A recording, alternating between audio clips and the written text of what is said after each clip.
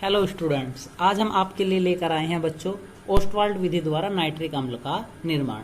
तो बच्चों P block के तत्वों में आज का हमारा तीसरा वीडियो है। बहुत इंपॉर्टेंट पॉइंट है बच्चों, 5 नंबर का क्वेश्चन है ओस्टवाल्ड विधि द्वारा नाइट्रिक अम्ल का निर्माण। तो बच्चों कुछ रासायनिक समीकरण हम लेकर आए हैं जिसके द्वारा हम नाइट्रिक अम्ल का निर्माण करते हैं। पहले समीकरणों को समझेंगे, उसके बाद हम आपको चित्र से समझाएंगे। तो बच्चों ओस्टवाल्ड विधि द्वारा नाइट्रिक अम्ल के निर्माण में हम अमोनिया और वायु को प्लेटिनम की जाली की उपस्थिति में लगभग 700 से 800 डिग्री सेल्सियस ताप पर गर्म करते हैं, तब हमें नाइट्रिक ऑक्साइड प्राप्त होता है। ठीक है बच्चों, अमोनिया और वायु को हम प्लेटिनम जाली लगी रहे जिस पात्र में उसमें प्रवाहित करें जिसका टेम्परेचर 700 से 800 डिग्री सेल्सियस रहे, तब हमें नाइट्रिक ऑक्साइड प्राप्त होवे। प्राप्त नाइट्रिक ऑक्साइड को बच्चों हम ऑक्सीकारक कक्ष में प्रवाहित करें, ऑक्सीकारक कक्ष में प्रवाहित करें बच्चों, जिससे यह नाइट्रोजन डाइऑक्साइड में ऑक्सीकृत हो जाए। किसमें बच्चों? नाइट्रोजन डाइऑक्साइड में बन जावे। इसके बाद हम इसे अवशोषण कक्ष या अवशोषण टावर में प्रवाहित करते हैं, जहां पे ऊपर से जल के फुहारे पड़ते रहे और नाइट्रोजन डाइऑक्साइड और जल आपस में क्रिया करके तनु नाइट्रिक अम्ल का निर्माण कर देंगे। तो बच्चों एक बार अब हम इसके समीकरण को समझते हैं दोबारा। बच्चों 4 अणु लेते हैं हम किसके? NH3 के, और 5 अणु लेते हैं ऑक्सीजन के, जो 4 अणु बना दे NO यानी कि नाइट्रिक ऑक्साइड। तो 4 N के और O के, NO2। अब बच्चों हमारे पास बचा 6 दूनी 12 H के और 4 हमने O पहले यूज कर लिए थे, 6 बचे यहाँ से। क्या बना दिया? जल, और प्लस में कुछ 21.6 किलो कैलोरी उसमें भी निकला है बच्चों। इसके बाद जो नाइट्रिक ऑक्साइड है उसका हम ऑक्सीकरण कर देंगे, जब हमें प्राप्त हो जाए नाइट्रोजन डाइऑक्साइड, जिसका हम फिर से जल अपघटन या जल के साथ क्रिया करने पे हमें तनु नाइट्रिक अम्ल प्राप्त हो जाए यानी HNO3। ठीक है बच्चों, तो अब हम बच्चों इसका चित्र समझाते हैं आपको, समझिए। तो बच्चों चित्र को समझेंगे, देखिए यह एक पात्र है, इसमें हमने पहले लिया बच्चों, पहला जो कक्ष है ये है उत्प्रेरक कक्ष। क्या है बच्चों? उत्प्रेरक कक्ष। ठीक है, दूसरे कक्ष को हम कहते हैं ऑक्सीकारक कक्ष और तीसरे कक्ष को कहते हैं अवशोषण कक्ष या अवशोषण टावर। ठीक है बच्चों, पहले कक्ष में हम क्या करते हैं, यहाँ पे हम प्लेटिनम की जाली लगा के रखते हैं और साइड में जल भरा रहता है। ठीक है बच्चों, तो हम क्या करते हैं, इस स्थान से शुद्ध अमोनिया और वायु को प्रवाहित करते हैं, जो प्लेटिनम की जाली लग रही है। और इसका टेम्परेचर कैसा था बच्चों? हमने रासायनिक समीकरण में पढ़ा, कितना था? लगभग 700 से लेकर 800 डिग्री सेल्सियस तक क्रिया करते हैं। तो क्रिया करने पर यो नाइट्रिक ऑक्साइड NO2 NO में बदल जाता है, जिसकी गरम भाप निकल के किस में चली जाए बच्चों? घूम के किस में निकल जाती हैं? ऑक्सीकारक टावर में पहुंच जाती हैं। और ऑक्सीकारक टावर में यानी कि ऑक्सीजन के साथ क्रिया करके ये क्या बना दिया बच्चों? नाइट्रोजन डाइऑक्साइड बना देता है। और नाइट्रोजन डाइऑक्साइड की गर्म भाप जो दूसरे कक्ष, जिसे हम क्या कहते हैं बच्चों? अवशोषण का टावर या अवशोषण कक्ष कहते हैं, उसमें पहुंचती है। तो हम उसमें बच्चों पहले से क्वार्टर्स लगा के रखते हैं। क्या रखे हैं बच्चों? पहले से क्वार्टर्स लगा के रखे हैं और ऊपर की तरफ से इसमें जल के फुहारे पड़ते हैं। तो नाइट्रोजन डाइऑक्साइड की गर्म भाप और जल के फुहारे यानी कि जल आपस में क्रिया करके क्या बना दे बच्चों? तनु नाइट्रिक अम्ल बना देगा। ठीक है बच्चों, उम्मीद है आपको समझ आ गया होगा। तो बच्चों इसको आपको बनाने की विधि और नामांकित चित्र कई बार पूछ लिया जाता है, तो उम्मीद है आपको चित्र का वर्णन भी समझ आ गया होगा बच्चों। अब देखते हैं नाइट्रिक अम्ल के भौतिक गुण। बच्चों नाइट्रिक अम्ल के भौतिक गुण, नंबर 1 शुद्ध नाइट्रिक अम्ल HNO3 एक रंगहीन तथा तीक्ष्ण गंध का द्रव है। तीक्ष्ण गंध का द्रव है। ठीक है बच्चों, तो कैसा है बच्चों? एक तीक्ष्ण गंध का द्रव है। दूसरा पॉइंट बच्चों, दूसरा पॉइंट है यह जल में घुलनशील है। यह जल में घुलनशील है, यानी कि यदि हम इसे जल में डालेंगे तो क्या होगा बच्चों? जल में पूर्णतः घुल जाएगा। नंबर 3 इसका क्वथनांक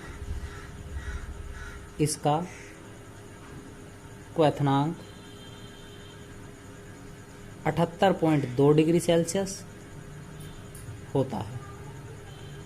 इसका क्वथनांक 78.2 डिग्री सेल्सियस होता है। नंबर 4, यह त्वचा को जला देता है। यह त्वचा को जला देता है। त्वचा को जला देता है और त्वचा पर पीले रंग के फफोले डाल देता है। फफोले डाल देता है। ठीक है बच्चों, तो ये थे नाइट्रिक अम्ल के भौतिक गुण। तो बच्चों अब हम देखेंगे नाइट्रिक अम्ल के कुछ रासायनिक गुण।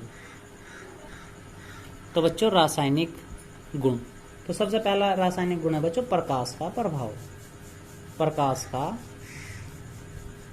प्रभाव, तो बच्चों प्रकाश का क्या प्रभाव पड़ा है?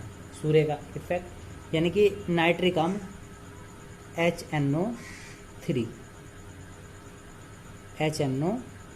के हम बच्चों 4 अणु लेते हैं। इसे जब सूर्य के प्रकाश यानी HNO में क्रिया कराएं तो यो NO2 यानी नाइट्रोजन डाइऑक्साइड और 2 अणु जल के बच्चों और कुछ हाइड्रोजन गैस बना देता है। यानी कि जब हम 4 अणु नाइट्रिक अम्ल के लेंगे बच्चों तो एक तो बनाएगा क्या? NO2 यानी नाइट्रोजन डाइऑक्साइड, नाइट्रोजन डाइऑक्साइड और क्या बच्चों? हाइड्रोजन गैस बना देते। ठीक है बच्चों, दूसरा रासायनिक गुण है बच्चों इसके ऑक्सीकारक गुण। नंबर 2 बच्चों ऑक्सीकारक गुण। ऑक्सीकारक गुण, तो बच्चों अधिकतर ऑक्सीकारक गुण ही पूछे जाते हैं नाइट्रिक अम्ल के। तो सबसे पहले हम लेते हैं बच्चों नंबर 1 ऑक्सीकारक गुण कार्बन। पहला है बच्चों किसके साथ? कार्बन के। तो नाइट्रिक अम्ल HNO3 कार्बन को 4NO2 प्लस 2H2O और प्लस CO2। क्या बच्चों? CO2 यानी कार्बन डाइऑक्साइड। बच्चों नाइट्रिक अम्ल कार्बन को कार्बन डाइऑक्साइड में ऑक्सीकृत कर दे। ठीक है बच्चों, तो बनेगी समीकरण क्या हमें याद रखनी है बच्चों? समीकरण 4HNO3 थे बच्चों और क्या था? एक कार्बन था। बनाया हमने 4 N का 1 और NO2, यानी कि हमारे पास यहाँ H के 4 बचे रहेंगे बच्चों यहाँ से और एक O के कितने थे बच्चों? यहाँ से 4 तिया 12। हमने यूज कितने करे बच्चों? केवल 4 दूनी 8। तो 2 O इसे दे दिए और 2 CO2 को दे दिए, यानी किस में बदला है? कार्बन डाइऑक्साइड में। तो नाइट्रिक अम्ल कार्बन को किस में ऑक्सीकृत कर दिया बच्चों? कार्बन डाइऑक्साइड में ऑक्सीकृत कर दिया। ठीक है बच्चों, दूसरा गुण है सल्फर के साथ देखते हैं बच्चों अब हम। तो नाइट्रिक अम्ल सल्फर को यानी कि S सल्फर को 6NO2 प्लस 2H2O और प्लस बच्चों H2SO4 किसमें? H2SO4 में। तो नाइट्रिक अम्ल बच्चों सल्फर को सल्फ्यूरिक अम्ल में ऑक्सीकृत कर दें।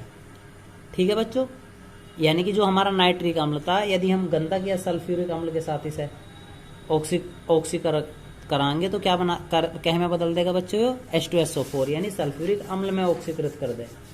ठीक है बच्चों, अब देखते हैं कुछ अभिक्रिया फास्फोरस के साथ। नंबर 3 बच्चों फास्फोरस के साथ।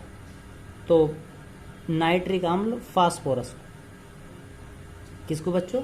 फास्फोरस को CH3H3PO4 H3PO4 प्लस 5NO2 और प्लस में H2O। तो बच्चों नाइट्रिक अम्ल फास्फोरस को ऑर्थोफॉस्फोरिक अम्ल, किसमें बच्चों? ऑर्थोफॉस्फोरिक अम्ल, ऑर्थोफॉस्फोरिक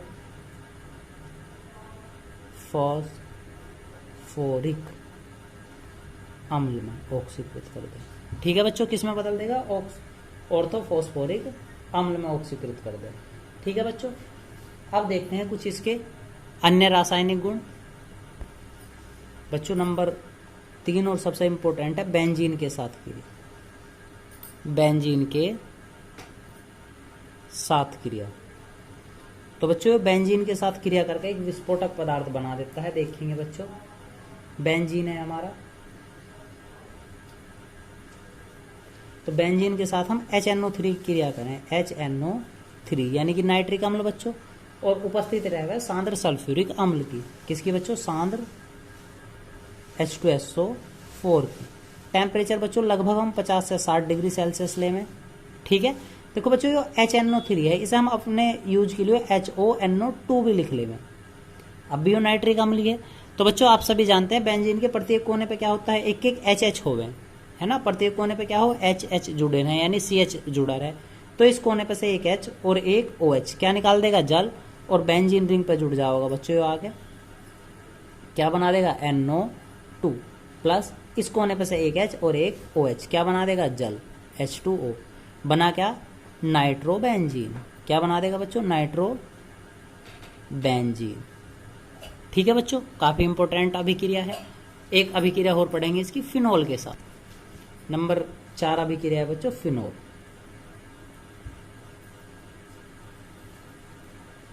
फिनोल के साथ क्रिया। तो बच्चों अब हम इसकी फिनोल के साथ क्रिया और पढ़ेंगे। फिनोल बेंजीन रिंग पे क्या जुड़ा रहा है बच्चों, जब OH जुड़ा रहा है, क्या जुड़ा रहा है, OH, तब हम नाइट्रिक अम्ल के साथ क्रिया करते हैं HNO3 के साथ ही। लगभग बच्चों इसके 3 अणु लेते हैं। यो अभिक्रिया भी सांद्र H2SO4 की उपस्थिति में ही हो गए, और टेम्परेचर भी लगभग 50 से 60 डिग्री सेल्सियस ही रह गए। ठीक है बच्चों, अब क्या होगा जब फिनोल के साथ हम क्रिया करेंगे, इसके प्रत्येक कोने पे से, इस पे से, इस पे से और इस पे से, सब पे से एक एक H, और यहाँ से क्या, जैसा हमने पिछले वाली अभिक्रिया में लिखा था HONO2 भी लिख सके हम नाइट्रिक अम्ल को। प्रत्येक कोने पे से एक H और एक OH, एक H और एक OH, एक H और एक OH। तो बेंजीन तो था ही, इस पे क्या जुड़ा, फिनोल, यो बना रहेगा NO2, यहाँ से बच्चों क्या, NO2, और यो वाला भी NO2 बन जाओगा। सारों तीनों कोनों पे से क्या बना बच्चों, एक एक H हटा और ये जुड़ गया, प्लस हमारे पास बना रहेगा 3H2O। यो है बच्चों ट्राई नाइट्रोफिनोल। बना हुआ है क्या, ट्राई नाइट्रोफिनोल। क्या बना था बच्चों, ट्राई नाइट्रोफिनोल। तो काफी एक विस्फोटक पदार्थ है ट्राई नाइट्रोफिनोल। ठीक है बच्चों, अब पढ़ेंगे बच्चों इसके उपयोग। उपयोग पढ़ने से पहले बच्चों हम आपको पढ़ाते हैं सैधूम नाइट्रिक अम्ल।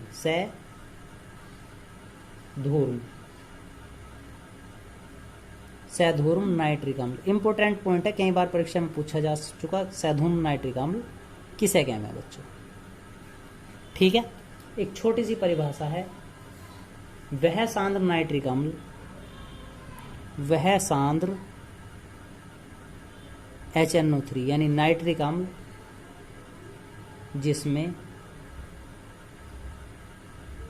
NO2 व N2O3 घुले होते हैं, यानी कि वो नाइट्रिक, वह सांद्र नाइट्रिक अम्ल जिसमें NO2 और N2O3 घुले होते हैं, सैधूर्म नाइट्रिक अम्ल कहलाता है। सैधूम नाइट्रिक अम्ल कहलाता है,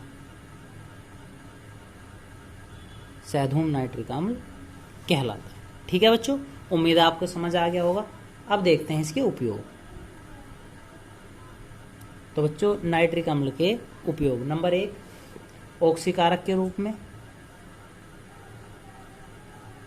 ऑक्सीकारक के रूप में। नंबर 2 प्रयोगशाला में अभिकर्मक के रूप में, प्रयोगशाला में अभिकर्मक के रूप में, प्रयोगशाला में अभिकर्मक के रूप में। ठीक है बच्चों, नंबर 3 अम्लराज बनाने में, अम्लराज बनाने।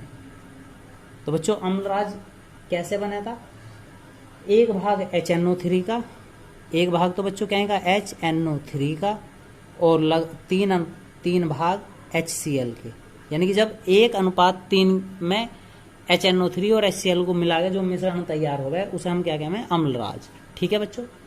नंबर 4 विस्फोटक पदार्थ बनाने में, विस्फोटक पदार्थ बनाने में। विस्फोटक पदार्थ बनाने में। विस्फोटक पदार्थ बच्चों TNT, अभी अभी हमने बनाया था, ये क्या, पिक्रिक अम्ल आदि, पिक्रिक अम्ल आदि, ये क्या है बच्चों, एक विस्फोटक पदार्थ है। ठीक है ना। तो उम्मीद है बच्चों आपको नाइट्रिक अम्ल समझ आया होगा। नाइट्रिक अम्ल बहुत ज़्यादा इंपॉर्टेंट पॉइंट है बच्चों, यदि परीक्षा में कभी भी पूछा जाएगा तो 5 नंबर का सिंगल क्वेश्चन होगा ये। इसकी हम आपको संरचना और बना के दे रहे हैं बस लास्ट, HON, एक तरफ बच्चों O के साथ ये डबल बॉन्ड से जुड़ा रहेगा और एक O के साथ, ये इसकी एक संरचना है नाइट्रिक अम्ल की। कभी आपसे बच्चों संरचना पूछ ली जाए तो ध्यान रखेंगे, आप इस तीर के निशान O को यहाँ भी रख सकते हैं, ऊपर भी रख सकते हैं। उम्मीद है बच्चों आपको नाइट्रिक अम्ल समझ आया होगा। 2021 की दृष्टि से काफ़ी इंपॉर्टेंट पॉइंट है, 5 नंबर का क्वेश्चन होगा। तो उम्मीद है बच्चों आज का वीडियो आपको पसंद आया होगा। बच्चों इस वीडियो को शेयर करें, लाइक करें और हमारे चैनल को सब्सक्राइब करें। धन्यवाद।